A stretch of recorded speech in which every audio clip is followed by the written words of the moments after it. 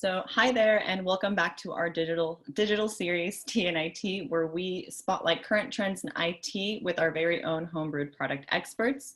We'll cover a range of IT topics to ensure that your organization is able to handle any difficult IT management problem. So we know IT can be stressful, so stay to the end and we'll share our favorite tea recipes that help us unwind and relax.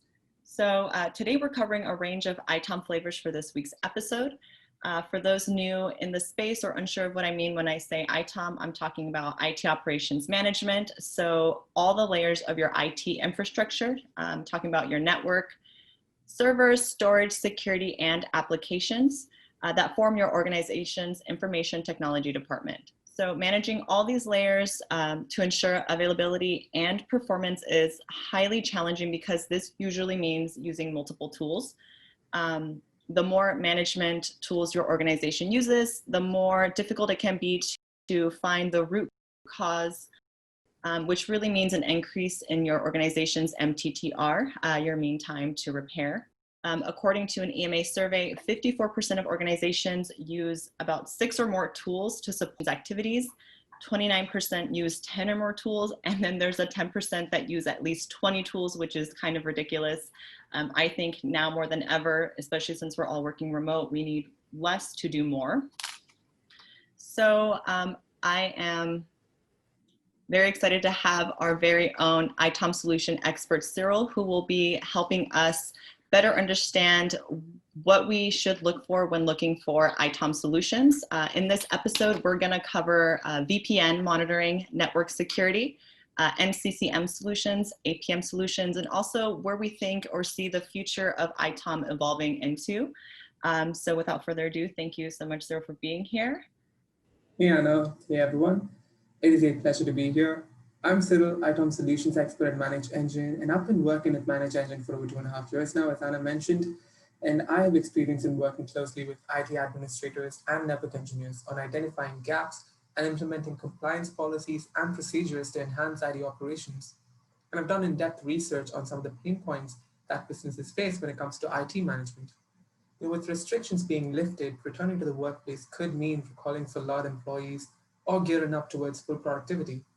For many companies, it is a combination of these two, and they are focusing on calling only the employees who really need to work from office while the rest of them are remote. This has led to an imbalance in their IT infrastructure once again. Apart from employee safety, factors like VPN, configuration management, network security, and more need to be taken into consideration.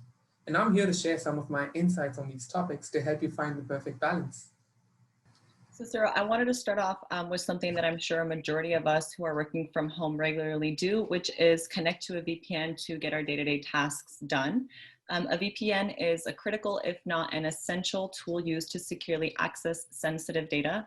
If an organization does not yet have a tool in place, what should they look for when searching for a VPN monitoring tool? It's better late than never. For companies who can't or just don't host all of their information and applications on the cloud, VPNs act as the gateway to business-critical resources that employees need to get their job done when not in office.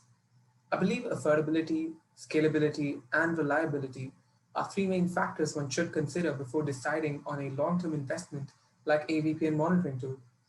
Apart from discovering, mapping, alerting, and configuring, the tool should provide IT admins real-time insight into metrics like VPN performance, traffic and activity, usage, bandwidth consumption, and more. One mistake that organizations make while choosing a monitoring tool is that they adopt separate tools for all of these individual aspects, such as discovering, mapping, monitoring, alerting, securing, and then struggle to correlate that data from multiple tools. Ideally, it would be highly advisable to have a consolidated tool that would help keep tabs on all things VPN, right from monitoring to securing. A modern and integrated network management tool like Op Manager can help resolve complexities and provide a holistic view into a business's network infrastructure. So moving on to network security, improving on your organization's network security should definitely be a top priority if it is not yet one. What are the different types of firewalls we should be aware of, and how does one go about selecting the best firewall for their organization? Yes, improving your organization's security should be top priority. If you think about it, Security admins are in a constant tug of war with hackers. To win this war, security admins are installing new security devices to protect the network. However, merely adding multiple security devices like intrusion detection systems, intrusion protection systems, proxy servers, VPNs, and firewalls only can go so far.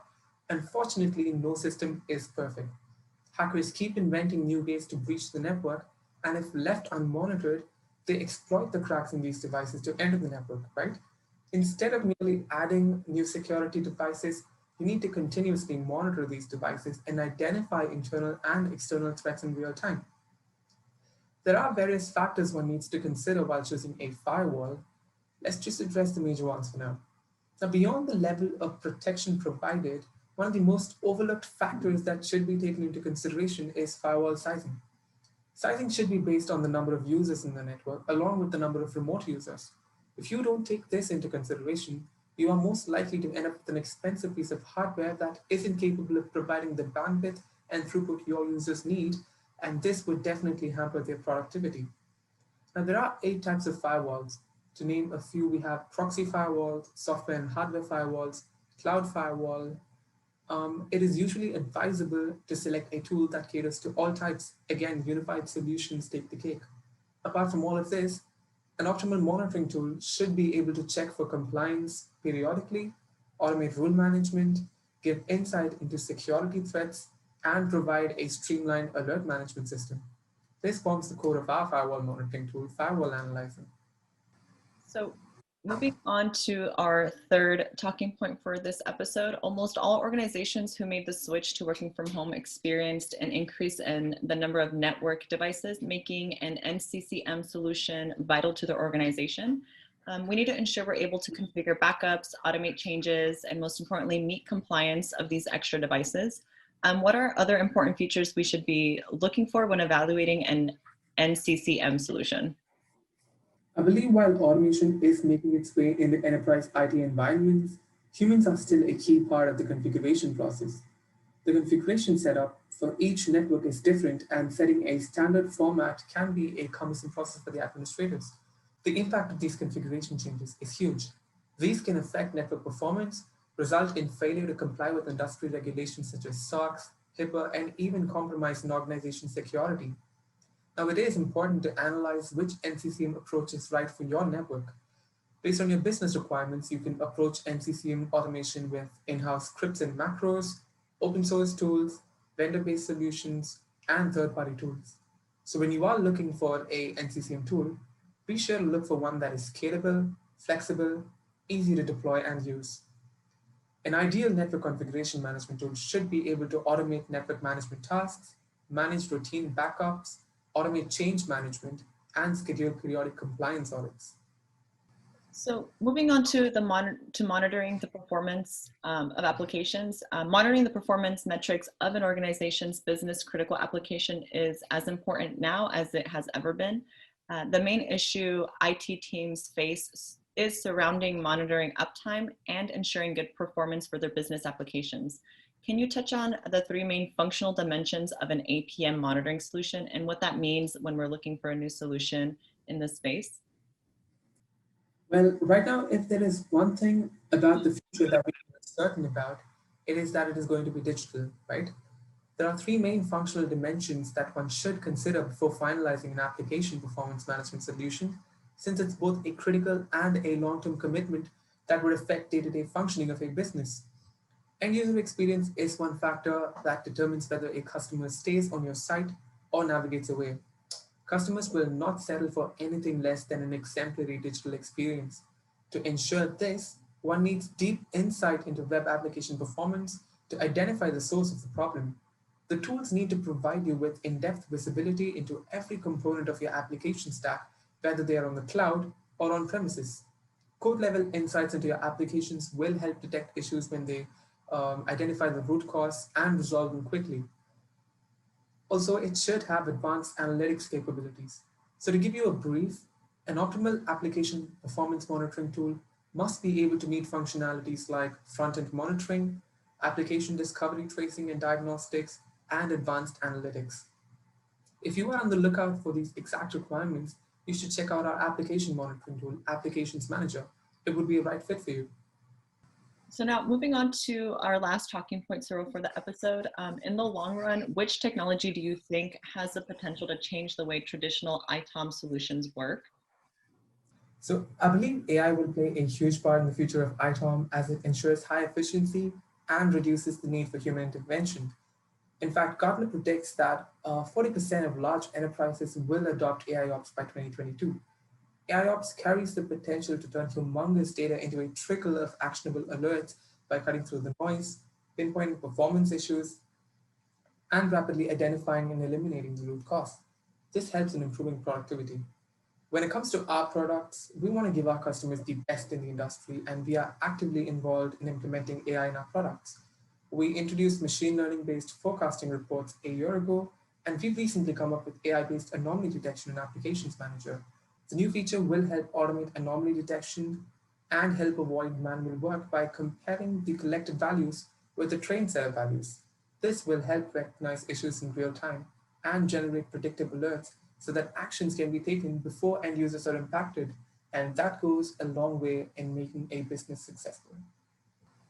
Well, thank you so much, Cyril, for that. And if you guys want to learn more, please feel free to subscribe and listen to Cyril's audio podcast, his ITOM podcast below. And if you guys want to learn more about our ITOM solutions, we've also linked our solutions page in the description. So now to kind of wrap up the episode, Cyril, what do you sip on to help you unwind after a long day at work? Well, Anna, it's nothing too fancy. I like plain old lemon tea with extra mint leaves on it.